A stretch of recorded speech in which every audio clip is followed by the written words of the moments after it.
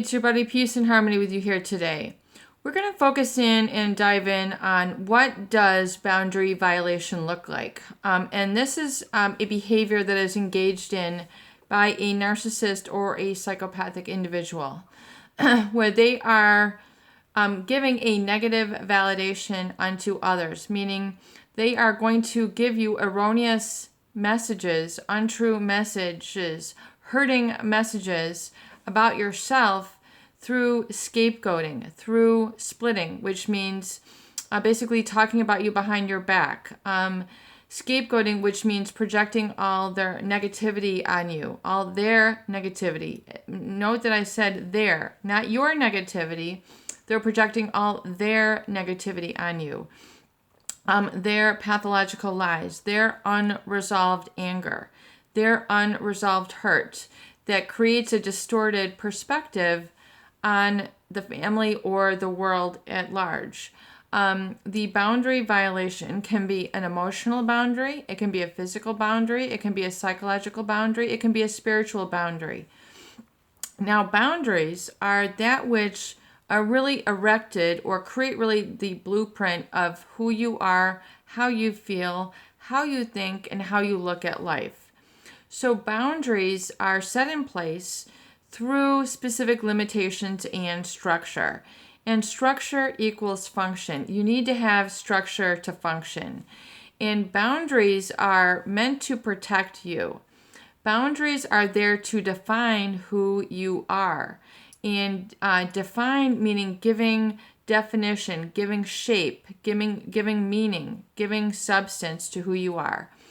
And those boundaries are really important to maintain and enforce, and to know where they are, to really have them engaged, activated, or felt and enforced in place.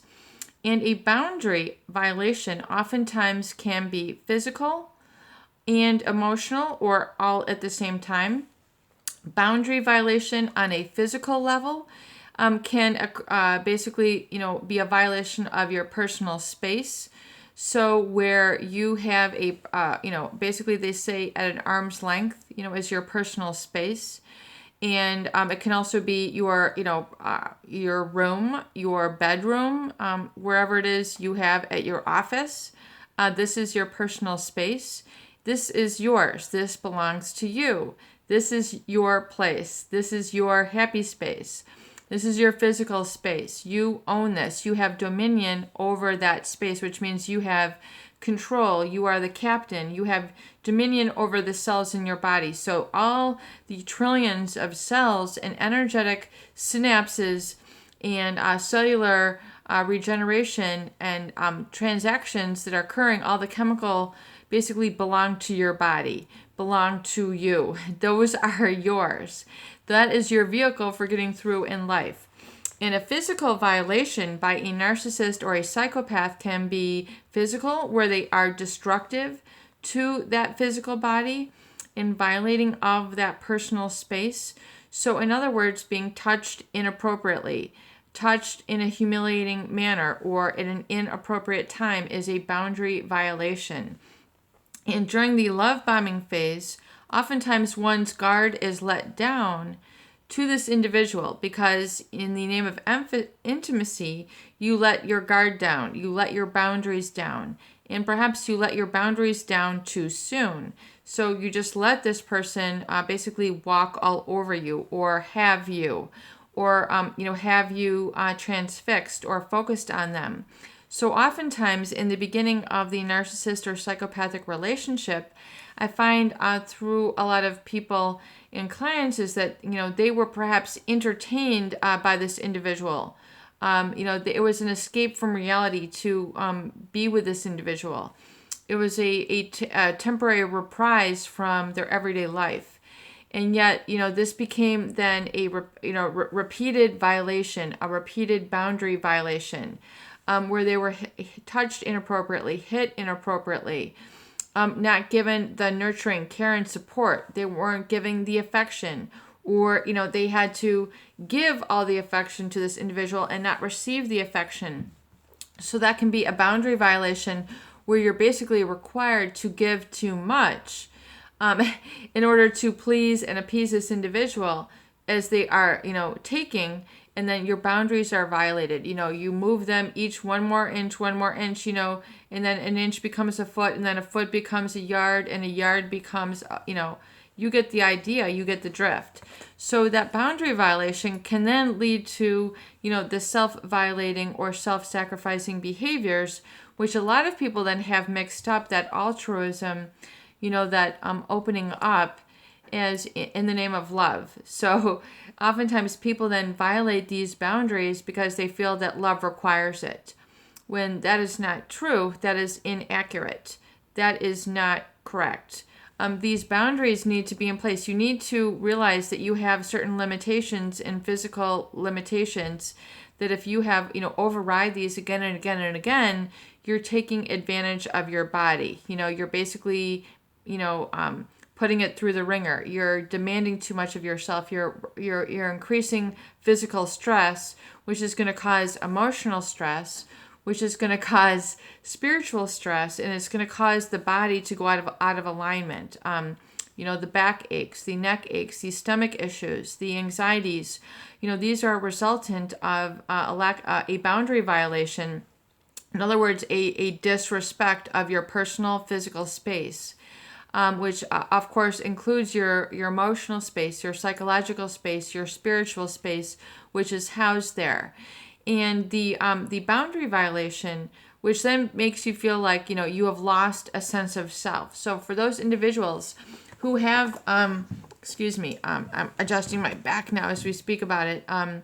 The people who have felt, like they've lost themselves, it is oftentimes because of this boundary violation and not being acknowledged and validated for who you are and given respect and positive validation of that space.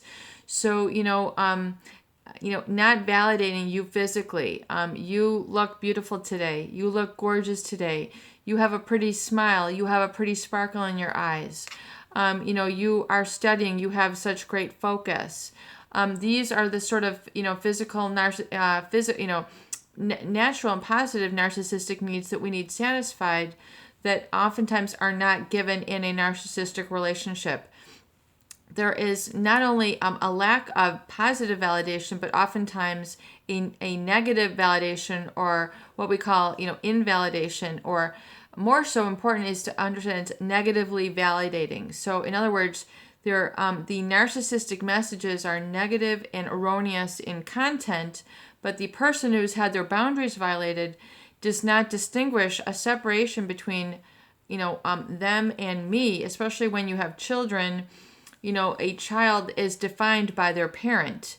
So the parent is the individual who puts the first messages of who you are in place. And, if they tell you, you are rotten, you are this, these erroneous messages are put in place in order to satisfy the narcissist, rather than, because they're not able to take care of you in the healthy narcissistic manner because it's a threat to their need for superiority and have their needs met.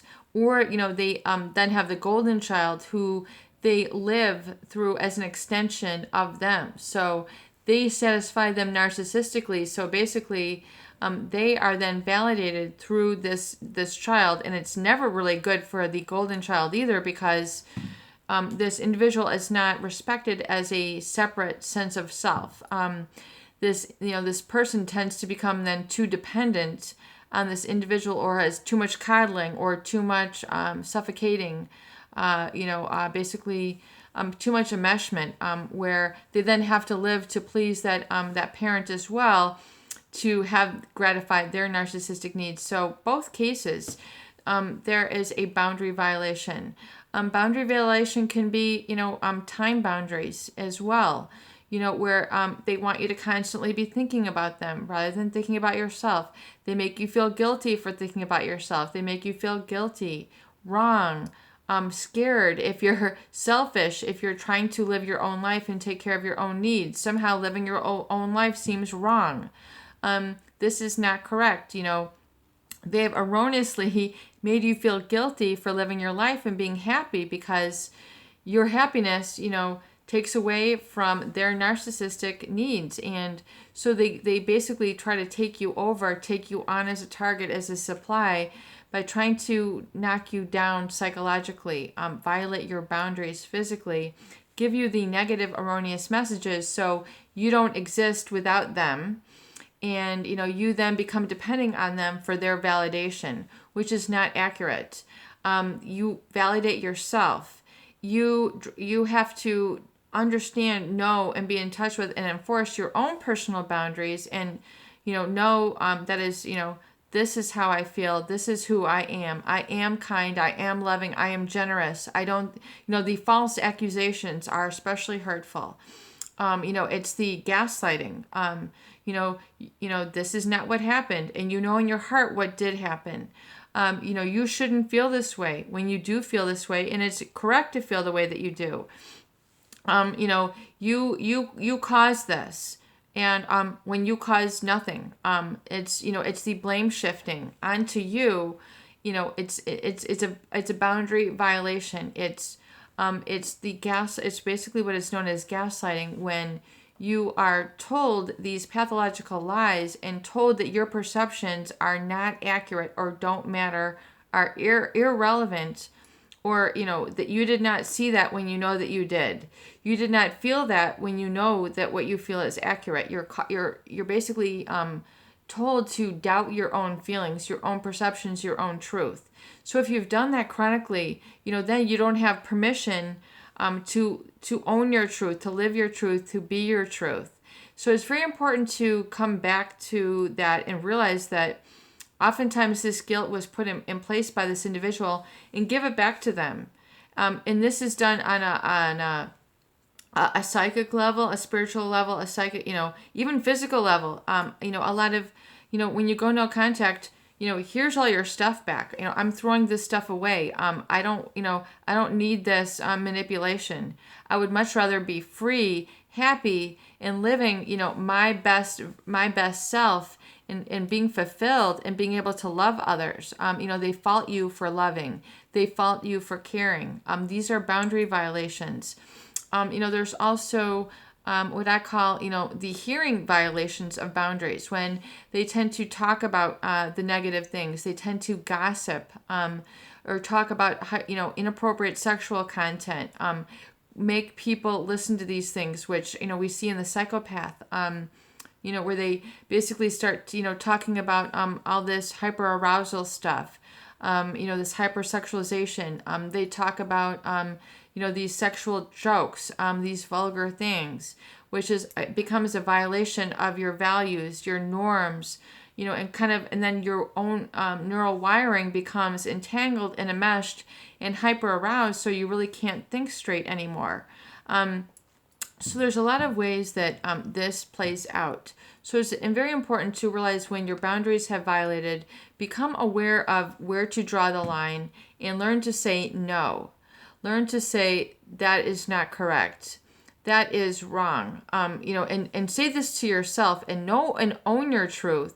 And furthermore, don't feel like you have to prove and share your truth with the pathological others, because you're just engaging in more conflict consciousness with them. And remember, the narcissist or psychopath always wants to win. They will do whatever it takes to quote unquote win. So, you don't want to get into battle with them. You don't want to get into conversation with them. You don't want to engage them whatsoever. Realize that they will continue their emotionally manipulative ways in ways that overwhelm people and don't allow people to be happy, to be simple, to be free. Is there a song like that? Probably. But there is no shame in being simple and being happy and being loving. The narcissist or psychopath, because they really don't have that ability, they shame you for love. They shame you for gratitude. They shame you for empathy. They shame you for caring. They use the false accusations, the boundary violations, to make you feel wrong when you're not wrong, guilty when you're not guilty. thinking negative thoughts when you're not in a negative vibration. So they tend to create these negative vibrations. You need to get back and get into that positive vibration through the positive affirmations, the positive emotions that then come with that, the positive body carriage that comes with that as well, and keeping yourself surrounded by positive images, words, understanding, and really live and really connect with that sense of inner integrity, and do that on a conscious basis. And I am connecting with my generosity to myself. I am connecting with my peace within myself. I am connecting with the empathy within myself. And furthermore, I'm now love bombing myself in ways that I deserve, and I'm now using the filter that I have learned from this lesson, and I'm now seeing through the eyes of wisdom, my own eyes, and I'm not thinking like a narcissist, because I'm not a narcissist. I'm not thinking along those thought patterns that they engender to manipulate and control others, and furthermore, I'm not thinking along the ways of the psychopath and their erroneous and manipulative and distorted ways. That's even though I haven't encountered that, I am not part of that. I have my own truth. I have my own integrity. I have my own values. I have my own love, and that which I adore in life. And even if it's something simple, even if the simple, as they say, like the Beatles, the music of the Beatles was so popular because it was so simple. And sometimes the simple is the most powerful and most profound. So take gratitude and take stock of some of the most simple things that you have in your life, and you will find that your life is actually working. Give yourself the moment to acknowledge, appreciate, and embrace it. Peace and harmony with you here today. I hope these videos do help. Please share and please subscribe for more great tools, videos, discussion, and support.